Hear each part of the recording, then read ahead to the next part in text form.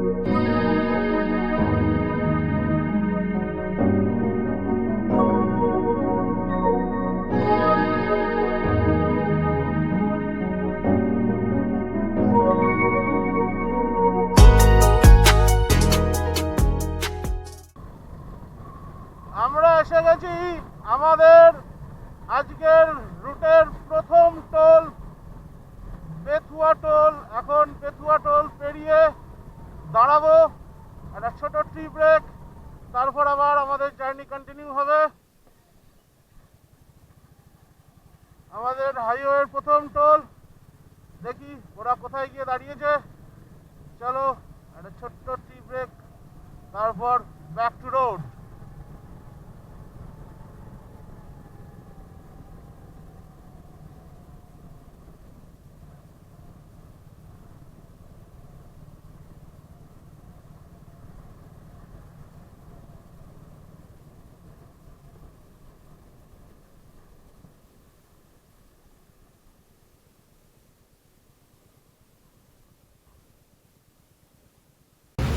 বেথুয়া এসে গেছি, একটা ছোটো ট্রিবেক।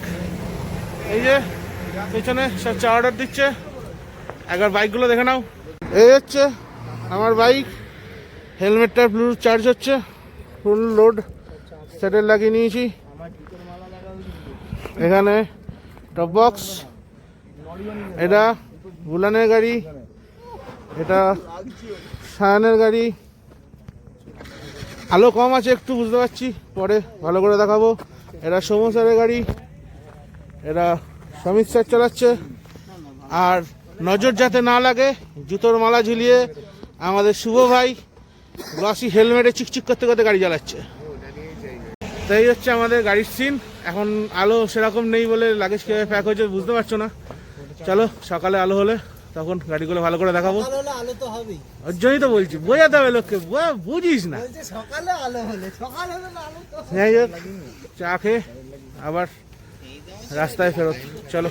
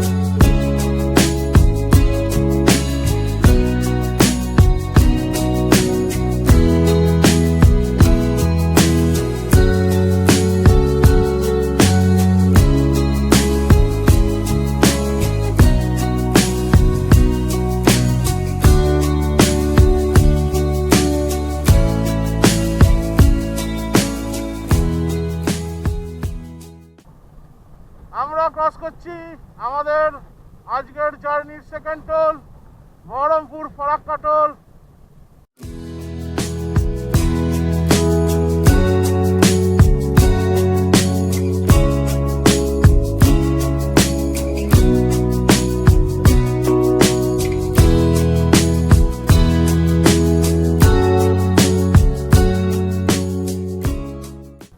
এই চলে এলাম টোল পেরিয়ে, আর এখান থেকে 5 থেকে 6 কিলোমিটার বড় জোর পাপুদা ধাবা।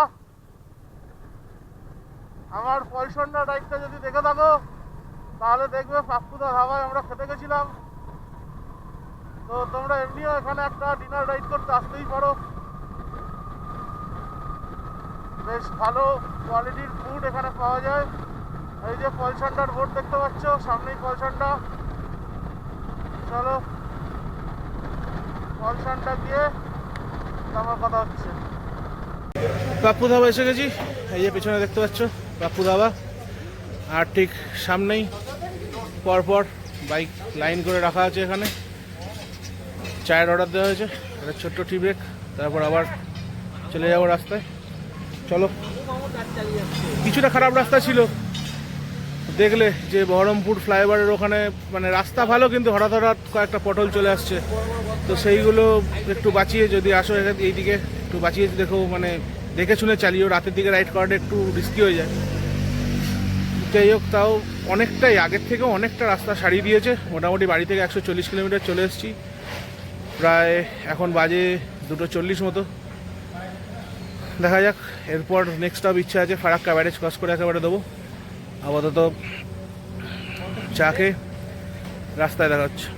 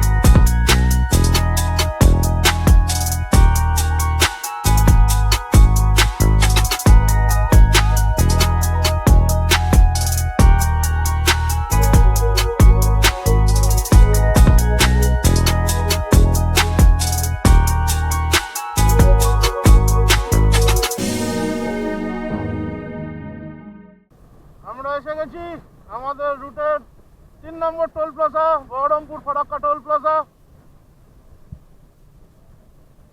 এটা পেরিয়ে ফারাক্কার দিকে এগিয়ে যাবো। এখান থেকে ফারাক্কা আর ওই 35 কিলোমিটারের মধ্যে।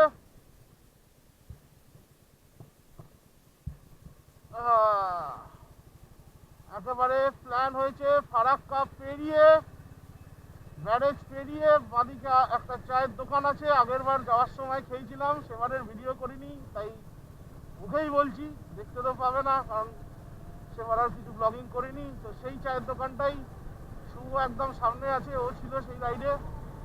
ও চায়ের দোকানটা আইডেন্টিফাই করে দাঁড়াবে, আমরাও পরপর দাঁড়িয়ে পড়বো। ওখানে আবার একটা টি ব্রেক হবে। এখন মোটামুটি 3:30 বেজে গেছে ভোরবেলা, আর সেই রাস্তা মাখন খুব একটা খারাপ নেই। মাঝে মধ্যে একটু পটহোল আছে, আর হালকা একটু মানে ঢেউ খেলানো রাস্তা বলতে পারো। খুব একটা বড় গর্ত সেরকম নেই, দু একটা ছোটো প্যাচি আছে যেটা খারাপ। বাকি নিশ্চিন্তেই চালাতে পারো। ফারাক্কা অবধি আশা করি কোনো সেরকম অসুবিধা হবে না। আমার তো বেশ ভালোই লাগছে চালাতে। চলো এগুলো যাক।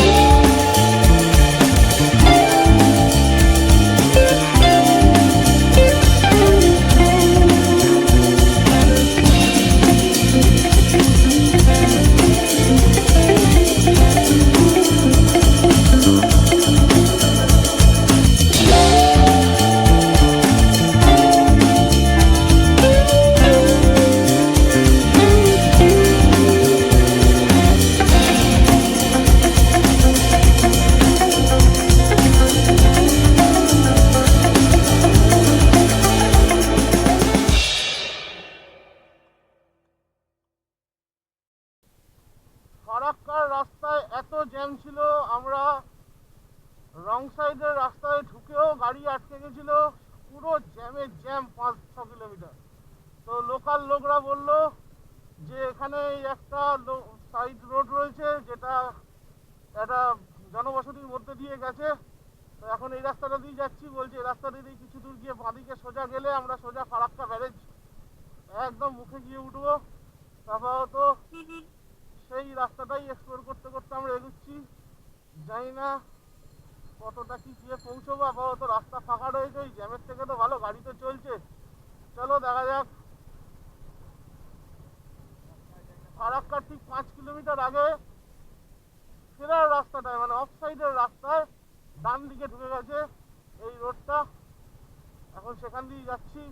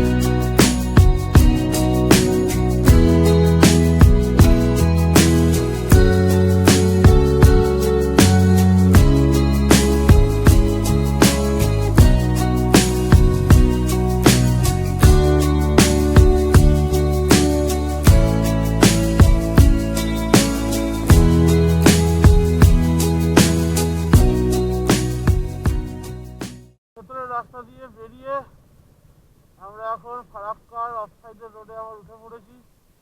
দেখি এদিক দিয়ে টুকটুক করে এগিয়ে আরো দূর এগোনো যায়, তারপর ব্যারেজটা ক্রস করবো।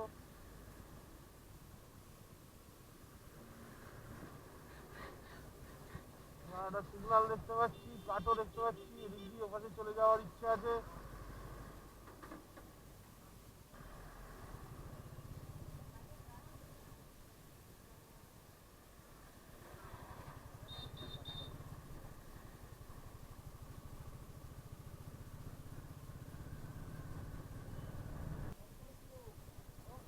At the last, ফারাক্কা ব্যারেজে উঠে পড়েছি।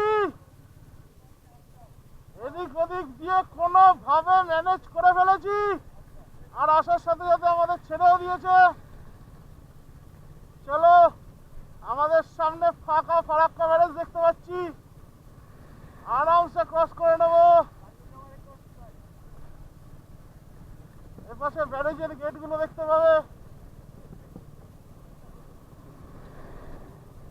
এখন সকালবেলা মানে আলো নেই, তাই দেখাতে পারছি না। ডান দিকে নতুন ব্রিজের কাজ হচ্ছে, অনেকটা হয়ে গেছে। ওই ব্রিজটা চালু হয়ে গেলে এই ব্যারেজের চাপটা অনেকটা কমে যাবে, অনেকটা কমে যাবে।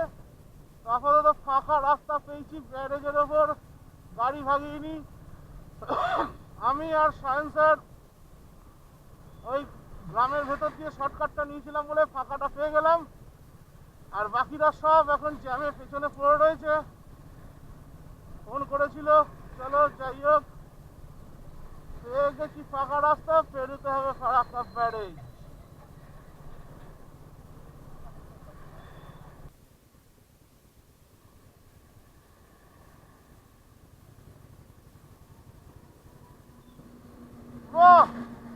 আমরা ফারাক্কা পেরোতে পেরোতে একটা ট্রেনও পেয়ে গেলাম, কামাখ্যা দিল্লি এক্সপ্রেস।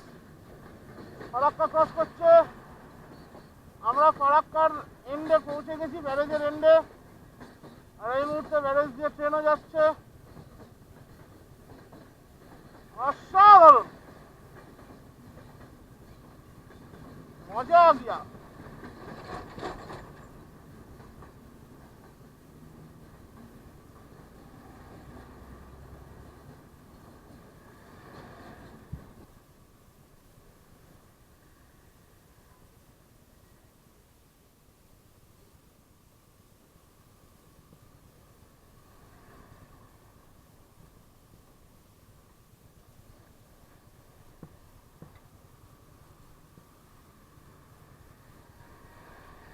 এখনো ফারাক্কা ব্যারেজের শেষ মাথার রাস্তা ঠিক হয়নি, যে কে সেই পুরো খারাপ। আর এই লরিগুলোর পেছনে যেতে এত ভয় লাগে, কখন কোনটা পিছিয়ে আসবে দাঁড়িয়ে পড়বে কোনো গ্যারান্টি নেই।